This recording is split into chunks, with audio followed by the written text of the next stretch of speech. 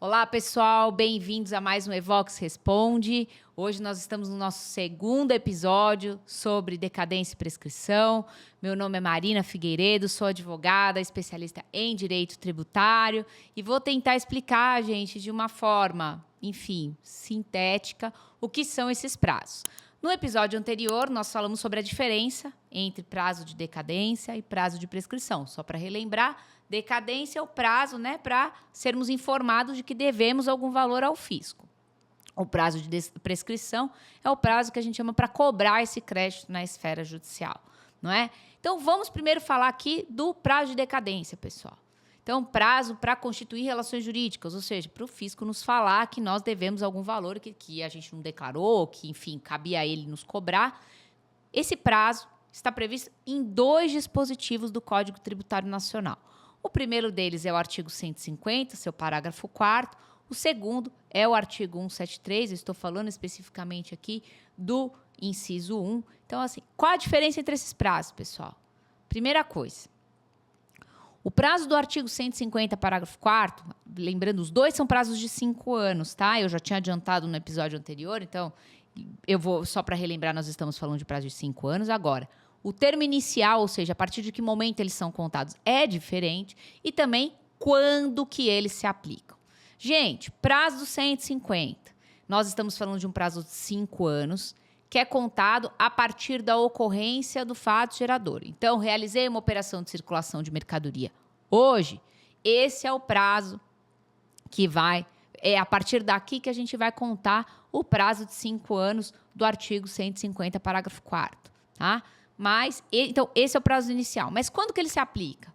Gente, esse prazo ele só é aplicável naquelas situações em que eu tinha que declarar o tributo e deixei de declarar, ou seja, aqueles casos que a gente chama de sujeitos a lançamento por homologação, não é? Mas não só isso, né? O Superior Tribunal de Justiça, há algum tempo, já analisou esse enunciado e, de acordo com o STJ, para que ele seja aplicado, além de eu estar tratando de um tributo sujeito a lançamento por homologação, eu preciso estar diante de uma situação em que, a ausência de declaração, ou erro na declaração, não decorra de dolo, fraude ou simulação, tá? Se comprovado que houve dolo, fraude ou simulação, então, não se aplica esse prazo 150, parágrafo 4º, é o prazo do 173 que a gente vai ver daqui a pouquinho. E eu também preciso que tenha ocorrido o quê? Tenha ocorrido uma declaração e um pagamento parcial. Ou seja, gente, vamos lá, apresentei minha declaração do imposto sobre a renda, falei que devia 50 e paguei esses 50. E aí, depois o fisco vem atrás de mim para falar, não, Marina, não era 50, era 100, você tem que pagar uma diferença. Tá? Nestes casos, houve dolo, fraude ou simulação? Não, gente, errei, porque, fiz o cálculo de maneira equivocada. Houve declaração parcial? Houve. Houve pagamento antecipado parcial? Houve. Então, conta o prazo do 150, parágrafo 4º, a partir da ocorrência do acontecimento tributável, do fato gerador, que no caso do imposto sobre a renda, 31 de dezembro de cada ano para as pessoas físicas, não é? Agora, gente, vamos supor que eu não declarei nada e não paguei. Mesmo que não tenha fraude, tá, gente? Não tenha dolo, eu não declarei, não paguei porque eu achei que não era devido, eu achei que eu não tinha que pagar aquele tributo. Isso é muito comum, por exemplo, num caso de ICMS e ISS. Eu acho que eu estou prestando serviço, vou lá, declaro ISS e pago ISS, e aí vem o fisco estadual e fala, olha, desculpe, mas você deve ICMS. Então, essa é uma situação em que eu não declarei nada e não paguei nada, mas não porque eu queria fraudar o fisco ou coisa do tipo. É só porque eu achava que eu devia outro tributo. Aquele que ele está me cobrando eu não devia. Nesse caso, gente, de acordo com o STJ, eu não posso aplicar o prazo do artigo 150, parágrafo 4º. Então, mais uma vez, para relembrar. Então, tenho que ter declaração parcial, pagamento parcial antecipado e não pode ter dolo, fraude ou simulação. Se eu não tenho uma dessas coisas, pessoal, qual é o prazo que se aplica? 173, 1 do CTN. Ou seja, eu vou contar os 5 anos do primeiro dia do exercício seguinte àquele em que ocorreu a operação ou prestação tributável. Então, se pretendia tributar né, um acontecimento, o acontecimento ocorreu em março de um determinado ano, eu vou contar a decadência a partir do 1º de janeiro do ano seguinte, tá? Esse prazo, gente, ele vale tanto para situações em que eu estou sujeito ao lançamento por homologação, não declarei, não paguei, tinha dolo, fraude ou simulação, quanto aqueles casos em que o contribuinte, né, ou mais especificamente o fisco, é obrigado a ele, desde o início, constituir a relação jurídica, ou seja, os casos de PVA, IPTU e outros tributos sujeitos àquilo que a gente chama de lançamento de ofício, ou seja, o fisco desde o início que tem que constituir a relação jurídica. Tá? Então, esses, gente, são os prazos de decadência, o básico, né? Nós temos outras situações, mas enfim, aqui a gente está falando dos principais, né? Então, a gente tem algumas situações aí que, por exemplo, reinício do prazo, enfim, né? Mas isso é controverso, a gente pode tratar isso num segundo momento. Se alguém tiver dúvida, coloca aí no comentário, tá? Além da decadência, pessoal, o que a gente tem? Prazo de prescrição. Como eu falei, o prazo de prescrição é prazo para o quê? Ir ao judiciário cobrar o valor devido. Onde que está esse prazo, pessoal? 174 do CTN, tá? É um prazo de 5 anos também. E quando que ele começa a correr? A partir daquilo que a gente chama de constituição definitiva do crédito. Então, gente, apresentei a minha declaração de imposto sobre a renda para o fisco e não paguei o tributo, tá? A partir do momento que eu entrego a minha declaração, pessoal, né? Então, eu apresentei a minha declaração, notifiquei o fisco de que eu devo um determinado valor, a gente fala que constituiu-se definitivamente o crédito tributário. E tudo bem, eu posso brigar no judiciário, mas enfim, o crédito está constituído. Portanto, o prazo de 5 anos do artigo 174 começa a correr e a Fazenda tem que ir atrás para cobrar o seu crédito, né? Então, ela tem que inscrever aquele débito em dívida ativa e depois ir lá para o Poder Judiciário. É a mesma coisa se ela me manda um auto de infração, uma notificação de lançamento, ou o que seja.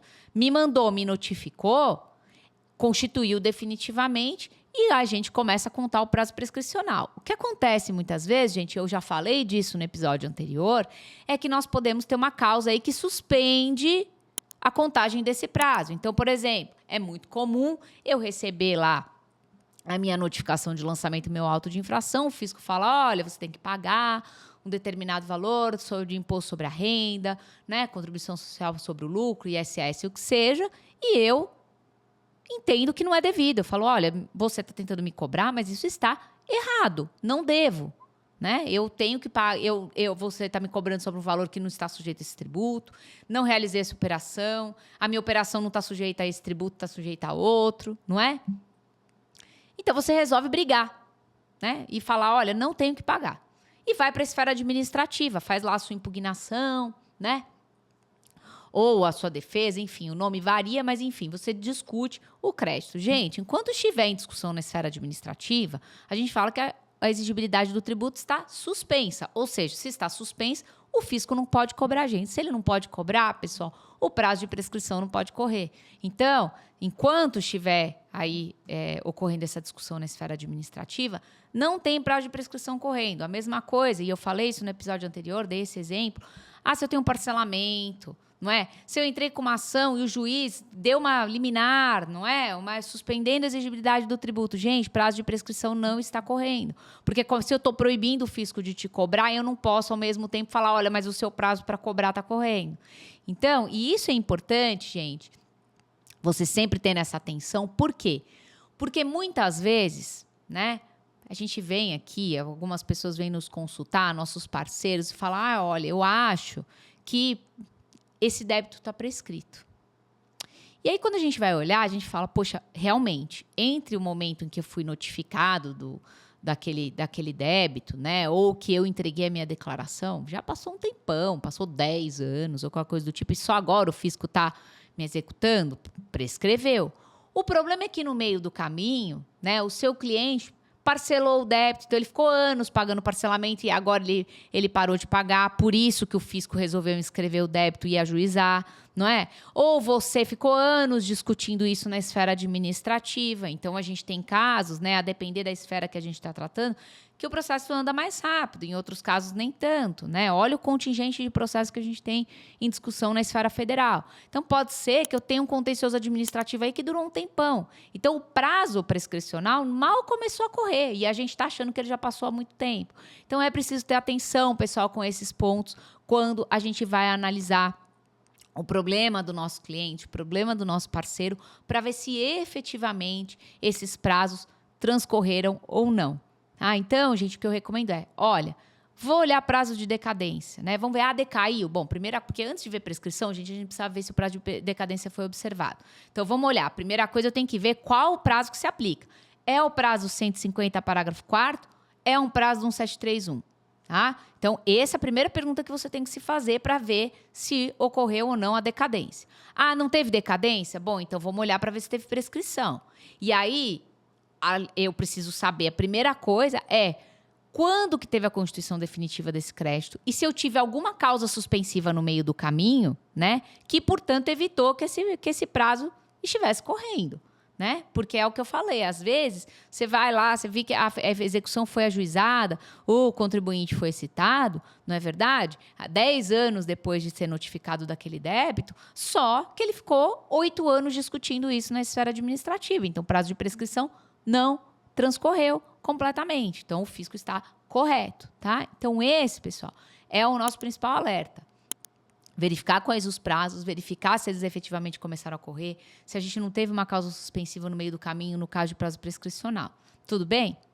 Tenho certeza que, embora, né, de uma maneira rápida, essas considerações vão ajudar e muito todos vocês na condução dos casos de vocês, ou se seu cliente tiver alguma dúvida. Mas, gente, como sempre, se tiverem alguma dúvida, se tiverem alguma questão, pode colocar aí nos comentários e não esqueçam, curtir e compartilhar. Tudo bem? Espero vê-los novamente no nosso próximo Evox Responde.